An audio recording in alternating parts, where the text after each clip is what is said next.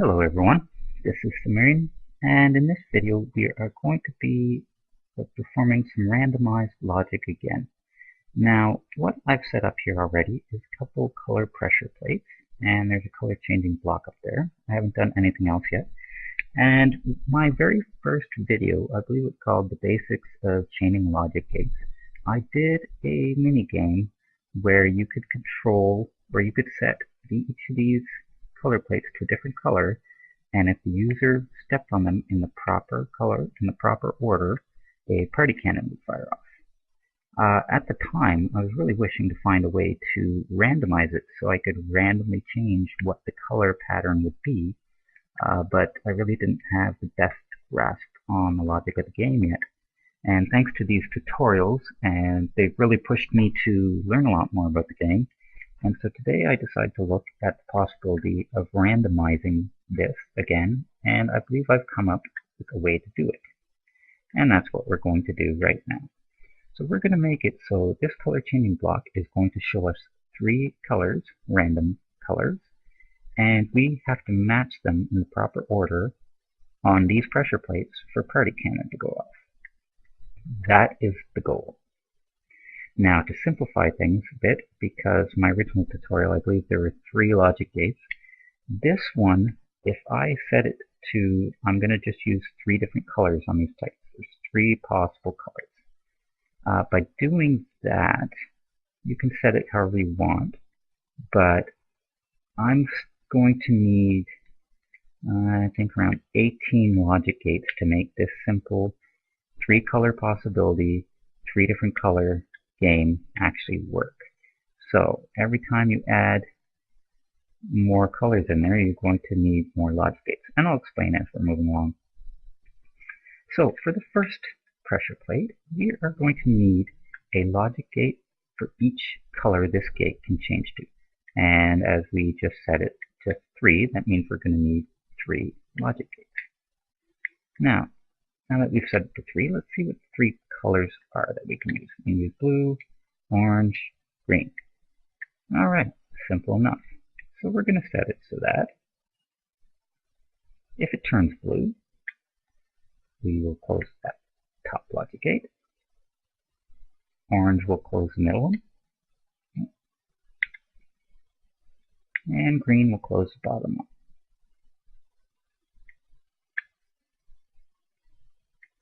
And I'm going to put 3 more logic gates down for each of the other pressure plates, and I'm going to hook them up in the exact same way. So the top will always be blue, middle will always be orange, and the bottom will always be green.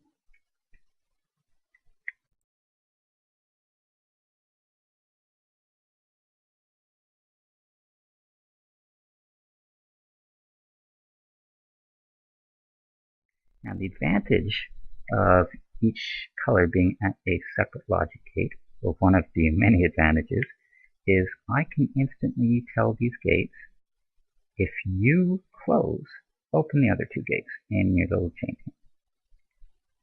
So if you turn blue, none of these other gates are open. If you turn orange, none of the other 2 gates are open. And if you turn green, none of the other 2 gates are closed. Let me rephrase that. Right there we've set that only one can be closed at a time. As the color changes, a different one will close and it will make sure the other 2 are open. And I'm going to do the same thing over here.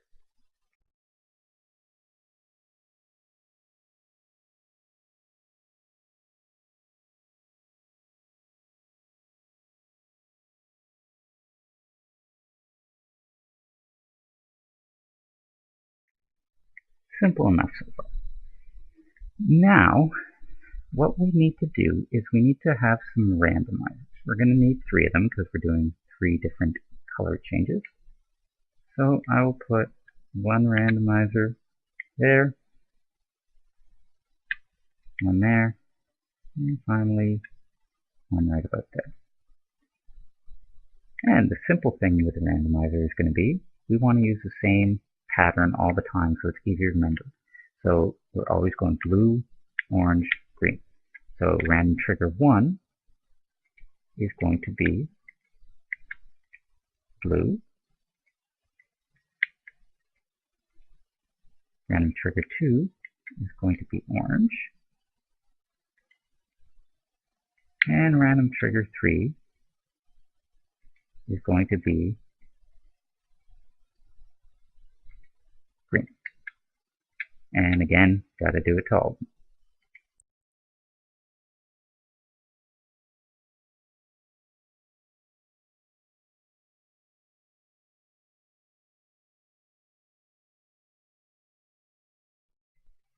Okay, so now we've done the colors, but each randomizer is also going to need a set of 3 logic gates for the possible blue, orange, or green that it is picking.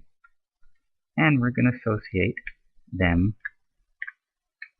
so that the first randomizer is right beside the first pressure plate's gate. The second randomizer is going to be right beside the second pressure plate's gate. And the third randomizer is going to be right beside the third pressure plate's gate. And we want to do the same thing again. We want to say if random trigger 1 fires, close the blue gate. Random trigger 2, close the orange gate. And random trigger 3 will close the green gate. And again, have to do it to the other ones.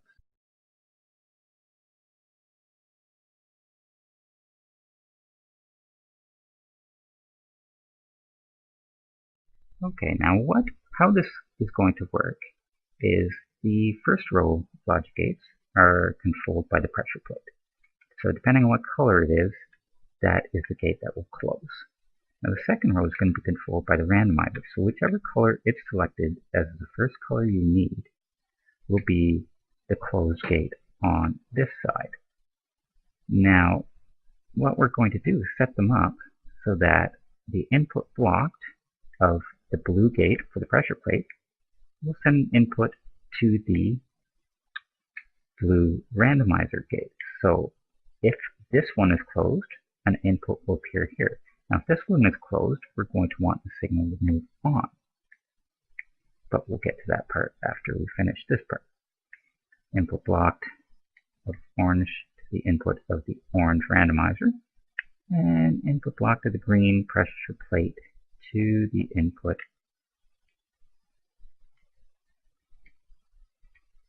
Excellent. So if we look at it this way, if we step on this plate and we have blue and the randomizer picked blue, then this gate's going to be closed. So what we're looking for is any available or any input block coming out of these 3 gates will signify that there is a color match on the first plate. So what we're going to do, again, just to keep things simple in case you want to go bigger, is we're going to put a hub logic gate in the middle. Because what we need to do is we need the input blocked of all of these gates to hit the input of all of the next gates. And why we need that is because, as I said, the only time we will get an input blocked out of any of these gates is when our first pressure plate is a match to the color that the first randomizer picked. It's the only time a signal will hit this input. So when it does, we don't know what color this randomizer is or what color you've set the pressure plate to. So I need to feed an input into all of them. And the only way an input block will come out of the other side is if there is, again, a color match between the pressure plate and the color that the randomizer picked. So I have to say the output goes to the input of all 3 of these logic gates.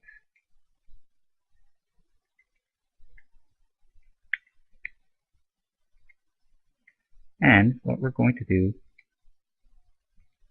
is the exact same thing all over again. So I have to touch the input blocked of each of these gates to the input of the one beside it, and then the input blocked of that one is going to hit the input of my hub gate.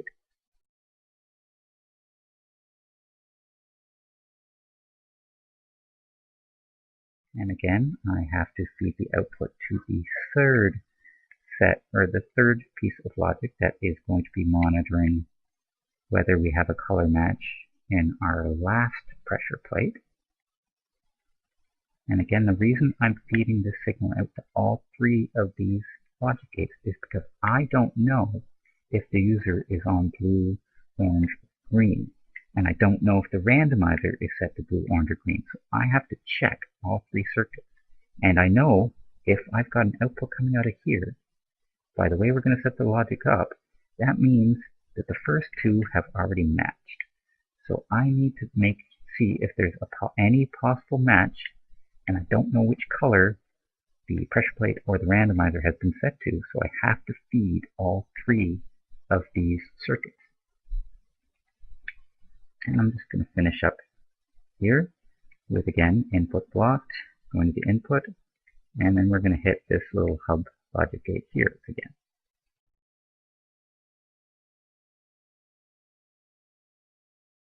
Right, so how do we get the input into the gate to start the entire circuit? Well, we're going to say if the color plates change color, we are going to check the inputs. Now I could do it off the color change signal off these pressure plates, but sometimes I don't trust maybe the color change close the gate after it sends a signal, so the circuit might not work properly. I always like to do it where I know this signal will happen after I've prepped my circuit for it. So I'm going to say, if any of these three logic gates closes, I'll send an input to him. So that was incorrect. So if they close, or if the color pressure plate has changed colors, input.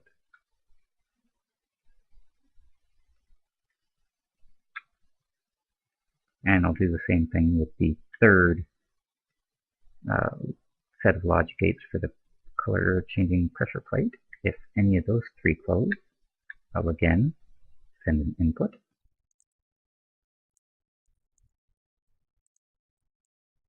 Now, what I need to say is an output. Again, like I said before, I'm not sure what color I need to check, so I have to send an input into all three of these possible colors. And I'm also going to say if the first set close, because I have this handy logic gate hub at the front, I'm just going to check my whole circuit. Keeps it nice and tidy, everything works exactly the same. So there we go. Now there's only a couple more things we really have to do here. One thing is I'm going to want a couple timed layers, because I'm going to show a color, and then a few seconds later I'll show the next color, and then a few seconds later I'll show the next color. So what I'll do over here is I'll set up a quick little button. Now I don't want the user cheating and just hopping on these color pressure plates as the colors are showing. So I'm going to do a neat little trick here.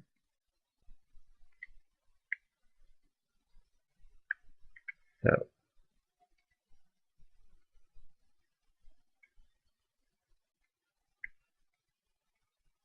unfortunately for this first one, basically I'm going to do it this way. Any of the three triggers fire, I start this delay. I'm going to say 2 seconds. When this one is done, I will action, and I will fire off the next one, which will also be 2 seconds, which is going to action,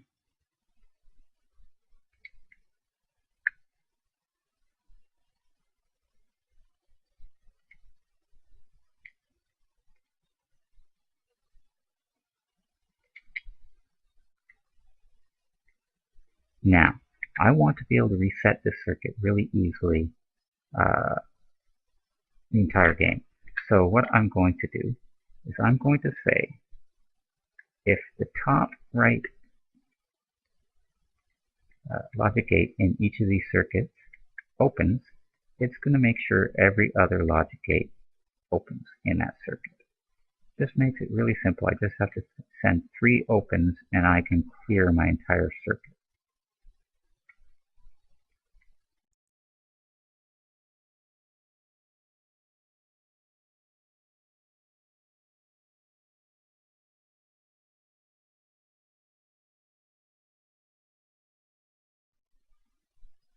Now what I'm going to do is I'm going to say this color changes.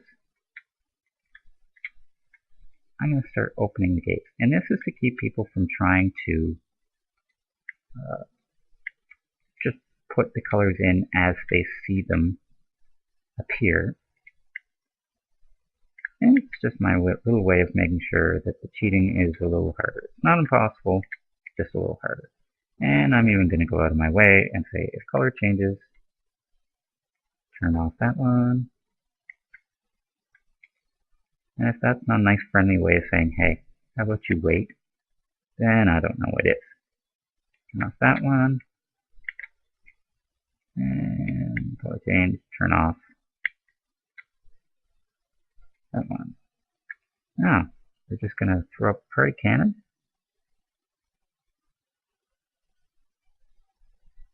And we'll say if we have an output from here, we're going to get some fireworks. And again, the input block of these gates is feeding this. I don't open or close this one, which is why I'm looking for the output. But the only way this is ever going to get an output is the entire signal has to pass through every single chain here. There has to be an input block coming out, meaning color match on this first one. An input block has to come out of one of these gates, meaning color matched on the second pressure plate, and an input block has to come out of the third gate, meaning, again, a third color match. If all 3 are not matched to the proper color, that party cannon should never fire off. So, one more thing I want to do. When that delay is completed, I don't want to remind you what the last color is, because I'm just that kind of person. And restore will actually set it back to whatever the default color is. And it's dark gray for the color changing block here, so I'll just restore it. So let's push this button and see if we're going to get some colors here. So I see a green, blue, and I'm going to assume that was a second blue. I would probably should put a little gray pause in between, but let's see what we get here. Green. Now, let's say blue. So if this one goes blue, that party cannon should go off. And it most certainly did not.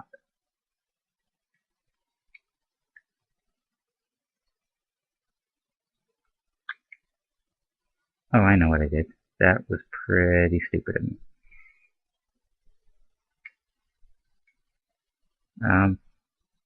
Perhaps I should not open all these logic gates, as I have the randomizers closing them to remember what color was picked. That probably was not the brightest move in the world. So, I'd have to find another way to keep people from cheating. So let's try this again and see what happens. Blue, orange, green. Alright, let us go blue, orange. That's not good. Oh, again, I know what happened there. That was because I hadn't opened any... It's because I didn't reset the circuit, so it still remembered the green from the last color. So here, I'm going to push. This is working. Trust me, this is working. I just saw it work. It just didn't look like it was working. So I'm going to reset our logic here. And then I'm going to push the button. And we should be happy.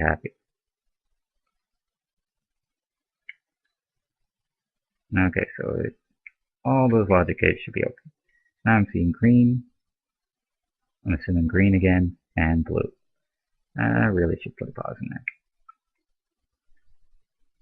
So green.